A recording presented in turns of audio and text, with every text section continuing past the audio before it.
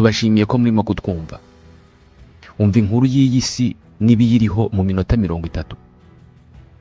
Iyi ni inkuru ivuga ku buzima bwanjye, jyewe umuntu ndetse n'isano mfitanye n'ibindi binyabuzima n'ibiri ku isi byose.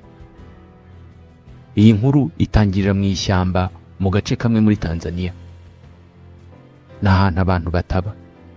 Ni isi y'inyamaswa z'igasozi. Muri ibyo biti hatuyemo inguge zitwa Colobus. Iyo ugeze hafi y'iryo shyamba, uhumva amajwi ya Colobus z'ingabo. Urusaku rwazo rugamije kumvisha izindi nyamaswa ko iyo Colobus yo n'umuryango wayo bafashe aho hantu, kugira ngo hatagira indi nyamaswa ihirahira iza kuhaba. Colobus ziba mu matsinda y'imiryango. Buri wose ugira agace kawo mu ishyamba. Ni itegeko ry'ubuzima rigomba kubahwa. Nyamara Colobus ntabwo ari indwanyi. Ni inyamaswa y'inyamabere iba iharanira kurinda umuryango wayo byonyine. Ni inguge zibera mu mashami y'ibiti. Kubaho umanitse mu kirere hagati y'ubutaka n'ijuru bishobora kuba bituma inyamaswa ibona iyi si mu yindi sura. Tekereza iyo nza kuvuka ndi Colobus, nanjye nkavukira mu ishyamba muri Tanzania. Iyo bigenda gutyo, ibiri ku isi byose uyu munsi ntabwo biba bimeze nk'uko bimeze. Biba bitandukanye cyane. Gusa ntabwo ari uko byagenze. Ntabwo navutse ndi inguge, ahubwo navutse ndi umuntu. Uku kuvuka ndi umuntu byatumye ubuzima bwa Colobus buhinduka bubi cyane. Hashize imyaka 200,000 ibi bibayeho. Umunsi umwe Colobus n'umuryango wayo zabyutse zisanga ishyamba ryazo ryavuyeho. Ahari ibiti zuriraga hari umurima w'icyayi. Colobus ntabwo yari yarigeze ibona ibyo bintu. Imirima y'icyayi.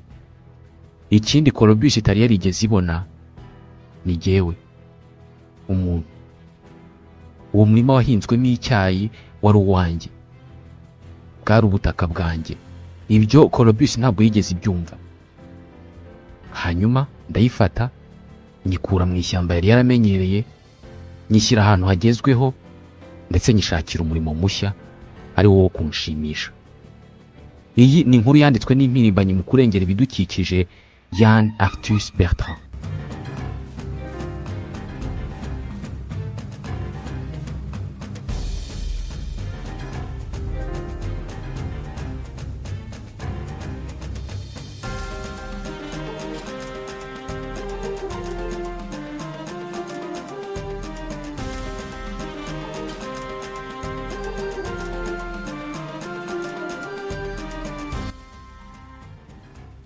Tuba mu isi ishashagirana twubatse uko tubishaka, ariko ubuzima bwo mu mashyamba buracyari muri twe.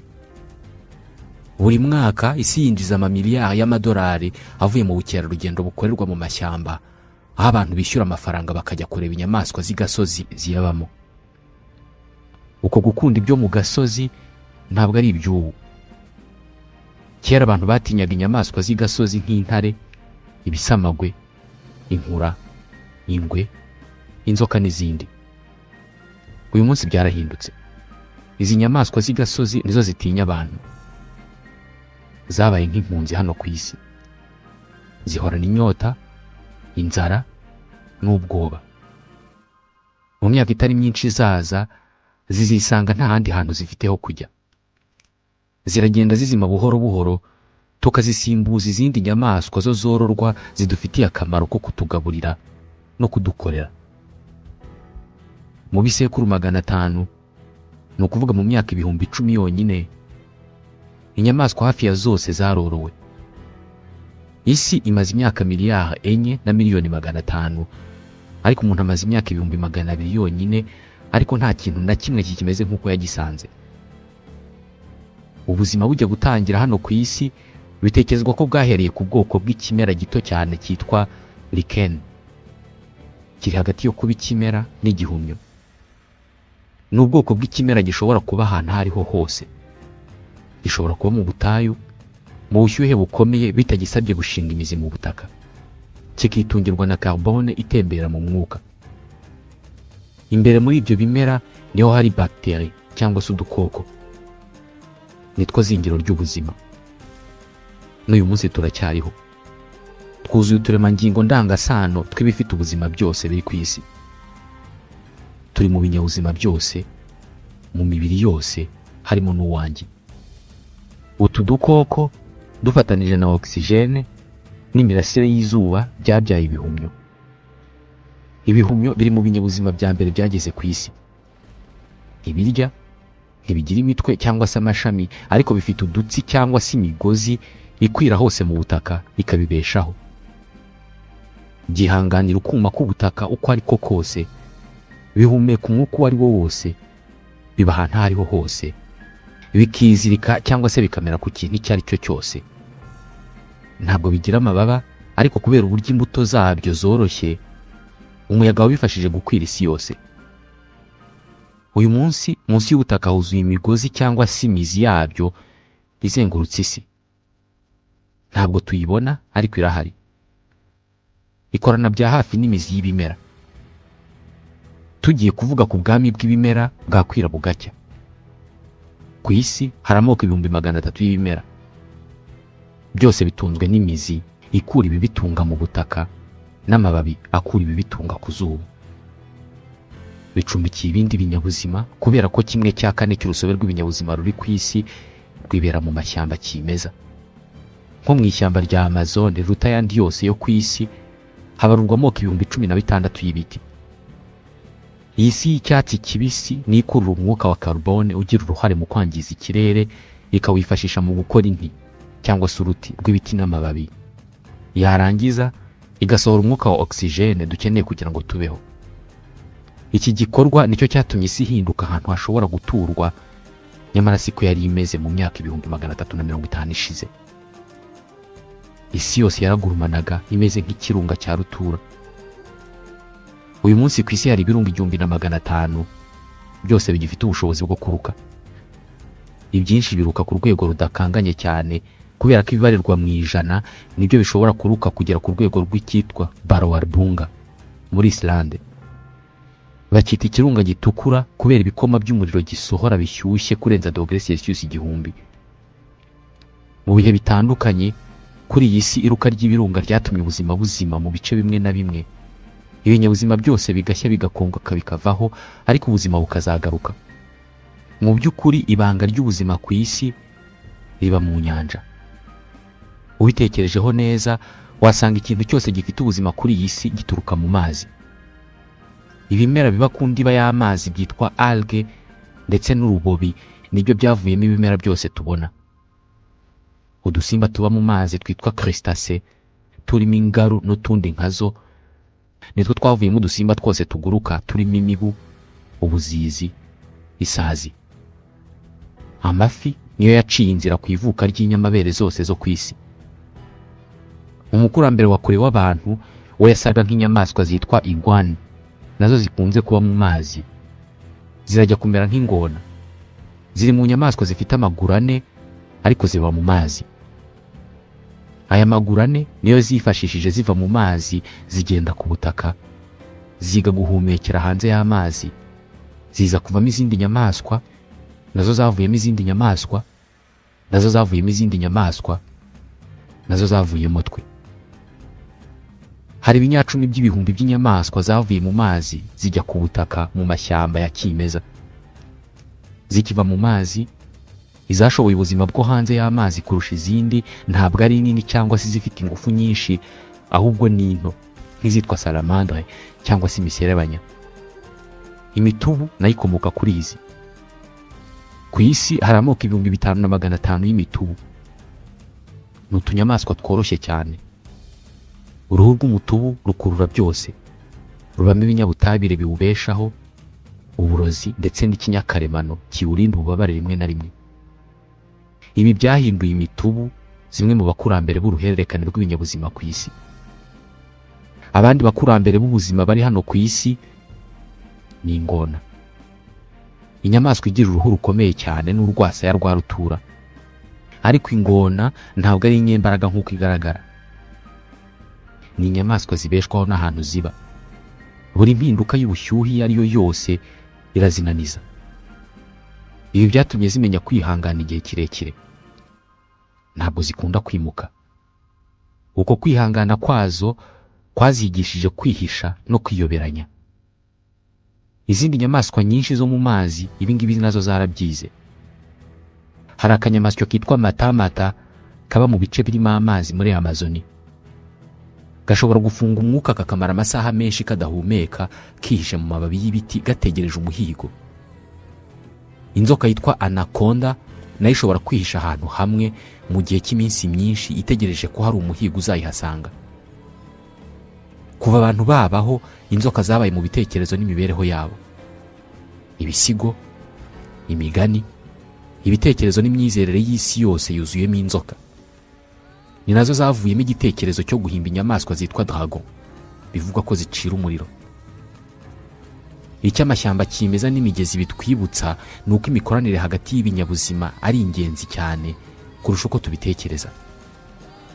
Intozi n'imiswa biba mu mashyamba bizi kuba hamwe, bigatora umuyobozi, bikiyubakira inzu, bikigabanyamo amatsinda, buri ryose rikagira inshingano.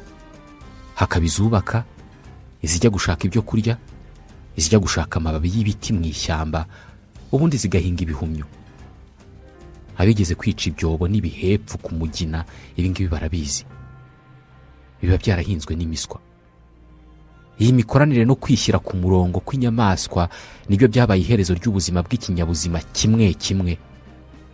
Ni imibanire n'imikoranire y'ibinyabuzima ku isi yatangiriye. Aha niho urugamba rw'inyamabere rwatangiriye. Inyamabere ni inyamaswa zifite urutirigongo, zikagira amaraso ashyushye, zikonsa abana bazo kandi zikaba mu matsinda y'imiryango n'amoko. Ibyo mvuze ari byo konsa abana, kuba mu matsinda agizwe n'imiryango n'amoko bihita bihindura ibintu byose ku mibereho. Ubuzima bwo mu muryango burangwa n'imyitwarire n'imibereho ubundi itagatekerejwe ku nyamaswa. Imibereho irimo gufashanya no gukorera hamwe. Izi ni ingingo ebyiri zahinduye iyi si uko imeze uku nguku. Gukorera mu matsinda n'imiryango byazanye umuco, kwigishanya no guhererekanya ubumenyi. Ubumenyi n'amatsiko nibyo byatumye ibikoresho bya mbere bikorwa. Gutangira gukoresha ibikoresho birimo amabuye, ibiti n'ibindi. Kuva iki gihe ubuzima bwo mu ishyamba bwari butangiye urugendo rwo kurangira. Aha rero ni inkuru yanjye itangirira. Jyewe umuntu. Abantu ikidutandukanya n'izindi nyamaswa ni imitekerereze yacu iduha ubushobozi bwo guhimba ibitabagaho. Mu myaka 36,000 ishize, abantu bariho icyo gihe bagiye mu buvumo bwa Chauvet mu Bufaransa, bashushanya ku bikuta by'ubwo buvumo ibishushanyo birenga 1000. Bakoresheje amakara kubera ko bari baramaze kuvumbura umuriro, ndetse bakoresha n'ibiti n'amabuye. Bashushanyije amoko 18 y'inyamaswa zirimo iz'inkazi nk'intare, mamut arizo bakurambere b'inzovu, inkura, isatura. Nta gishushanyo na kimwe cy'umuntu kirimo. Umuntu ntabwo yigeze yishushanya. Yashushanyije ibindi binyabuzima. Umuntu washushanyije ibi bishushanyo muri ubu buvumo agomba kuba yaribajije ibibazo byinshi akabiburira ibisubizo, hanyuma agahitamo gutwikiriza amatsiko ye ubugeni. Iyi yariyo ntangiriro y'umuco mu bantu.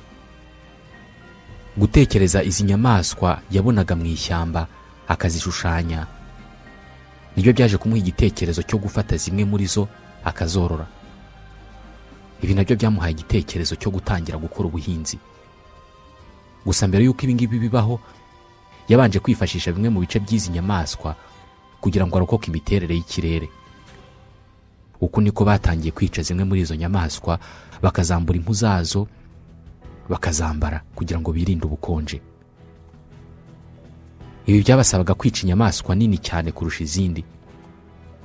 Ibintu byose umuntu w'iki gihe yagendaga bibonera ibisubizo, ariko hari kimwe cyaje kumunanira kucyumva. Urupfu. Urupfu ruri mu bintu byishe uruboza ibitekerezo by'abantu ba mbere babayeho. Ni gute umuntu asinzira maze guhera ubwo ngubwo ibimwerekeyeho byose bikaba birahagaze bikarangira. Kubera kubura igisubizo kuri iki kibazo, havutse ibyitwa shamanisme. ni imyizerere y'uko hari ibinyabuzima bishobora kuvugana n'imyuka yose ifite ubushobozi bwo kubona no gukora ibyo abantu badashoboye.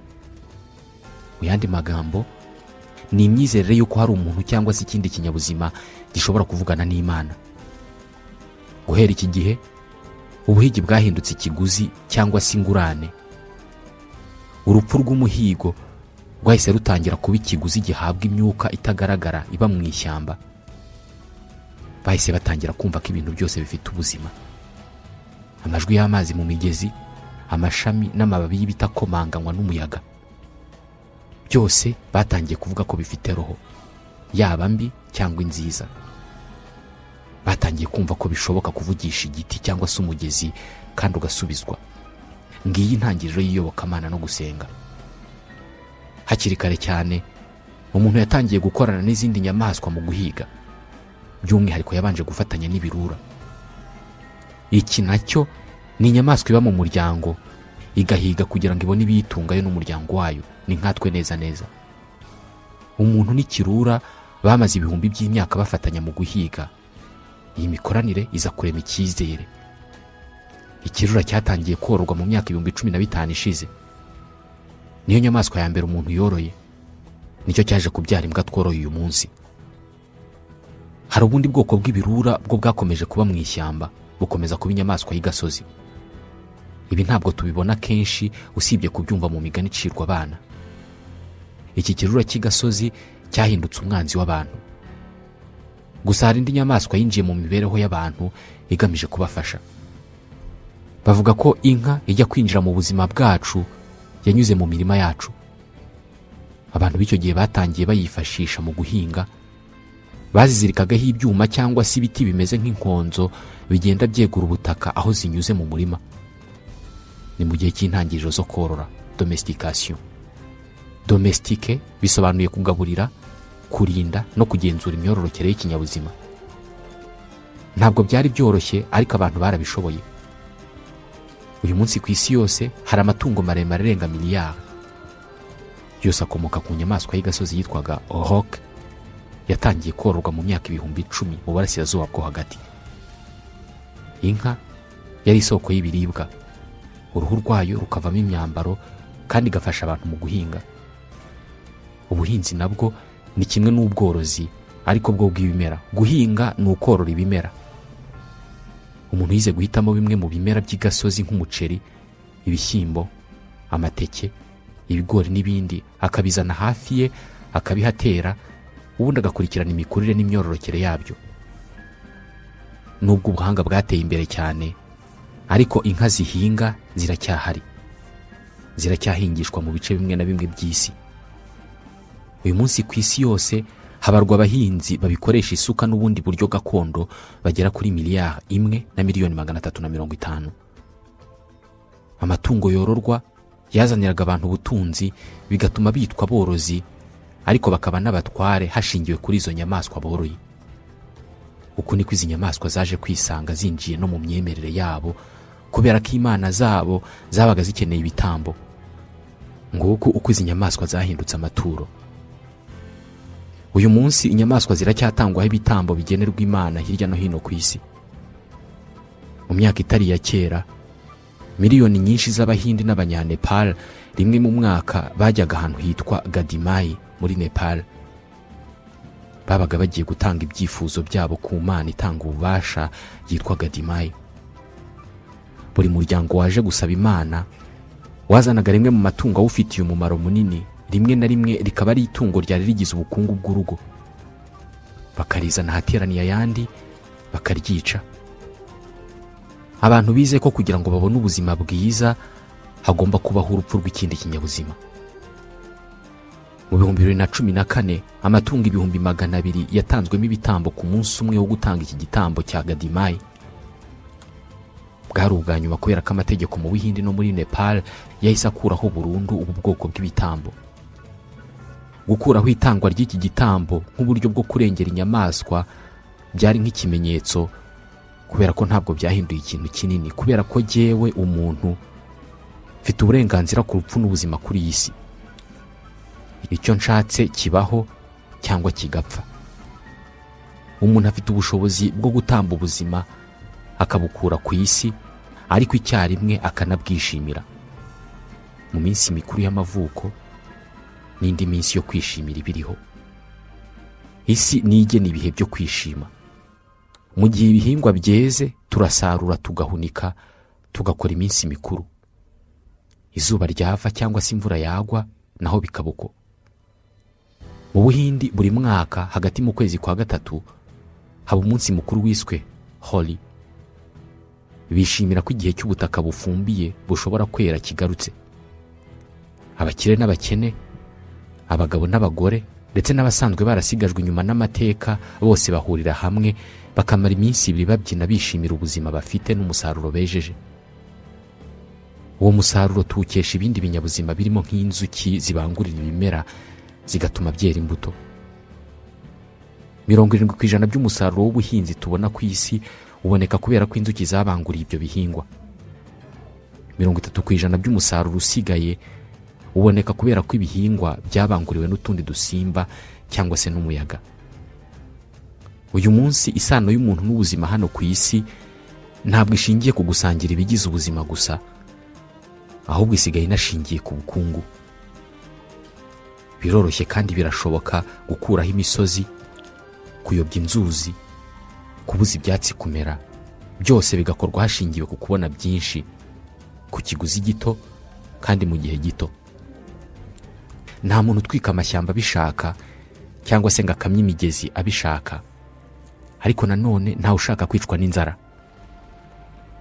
Amashyamba kimeza arasa n'ayamaze gushiraho.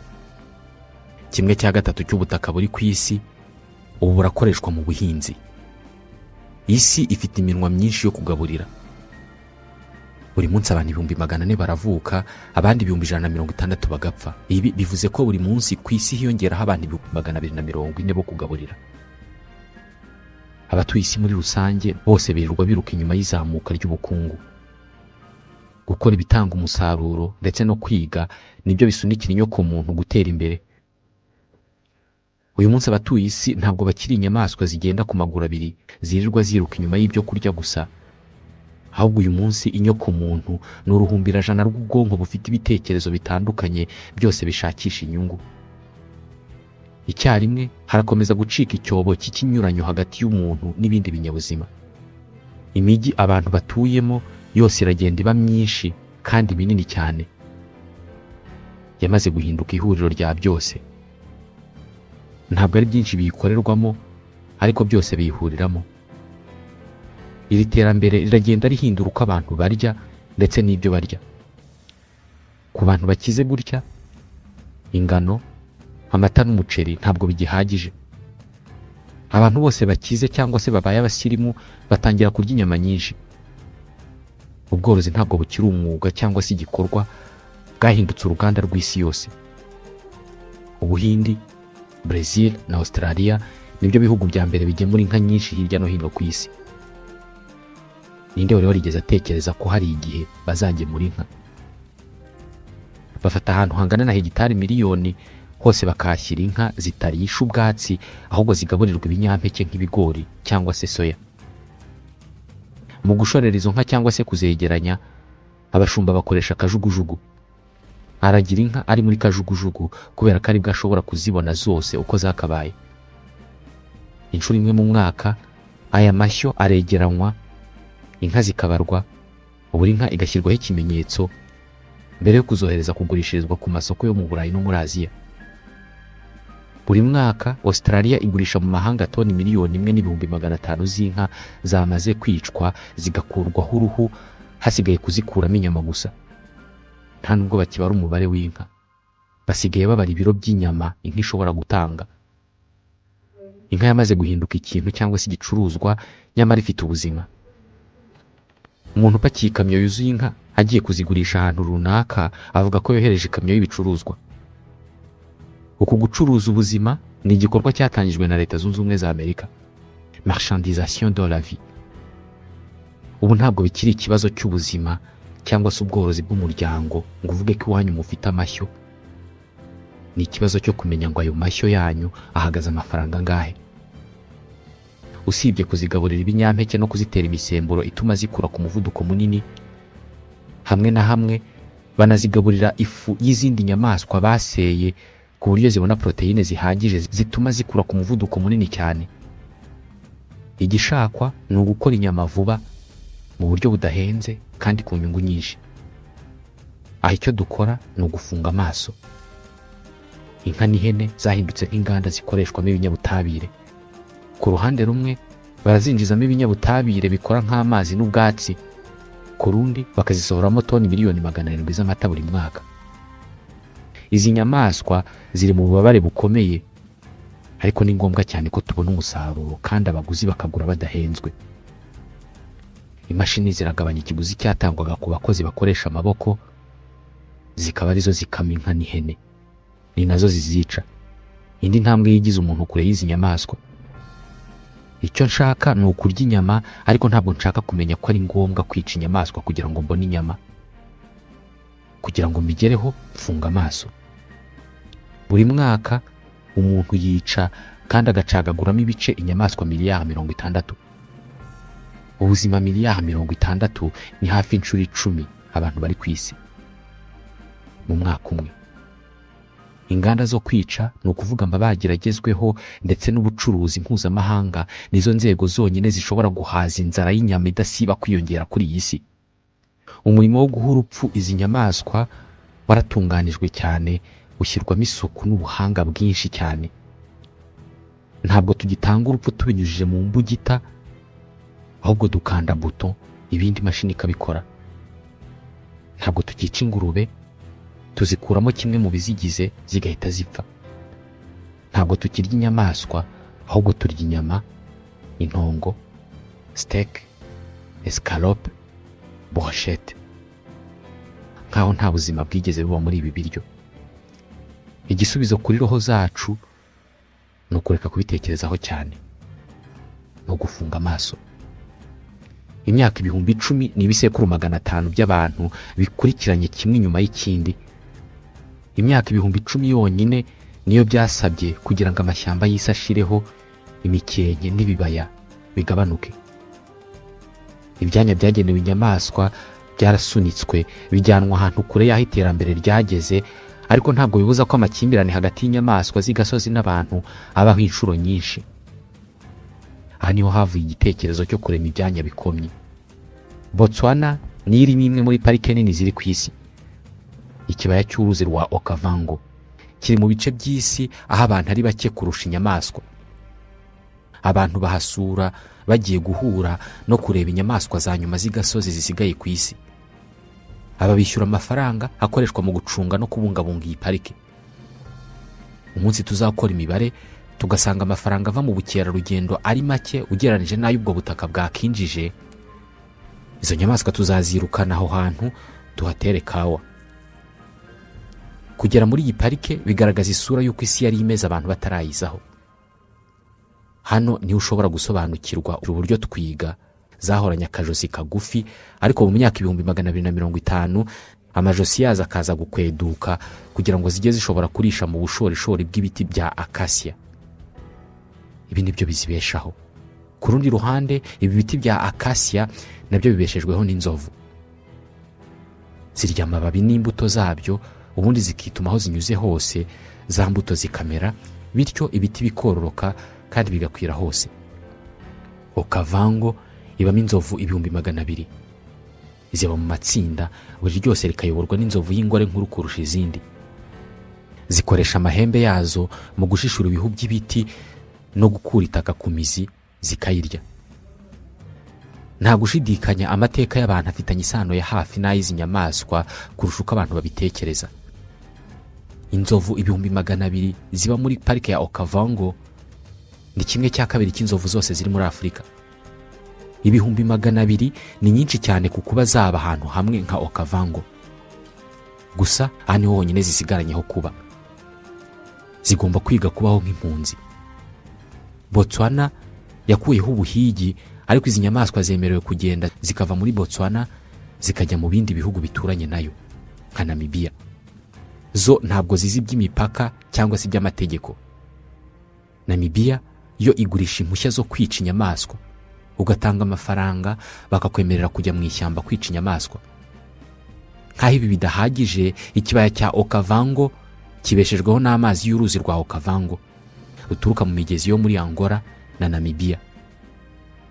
Ni ibihugu bikeneye cyane aya mazi kugira ngo biyakoreshe mu kuhira imyaka mu mushinga ukomeye cyane wo guhinga umuceri. Uyu mushinga nutangira, iki kibaya gifite ibyago byo guhinduka ubutayu. Ubuzima bw'izi nyamaswa buzaba burangiriye aho, ariko nanone ni gute utakumva abaturage bakeneye amazi yo kuhira imyaka yabo? Mu gihe iherezo ryazo ririmo kwegereza, leta z'ibihugu n'abarengera urusobe rw'ibinyabuzima baragerageza kurokora no kubungabunga izanyuma zisigaye. Ibyanya bikomye byo muri Afurika y'Epfo nibyo buhungiro bwa nyuma bw'inkura za nyuma zisigaye ku isi. Bimwe mu byanya byaho byamaze kuba bito ku kuba byakwakira izirenze kuzo bicumbikiye kugeza ubu ngubu. Bahitamo kuzimurira mu bindi byanya.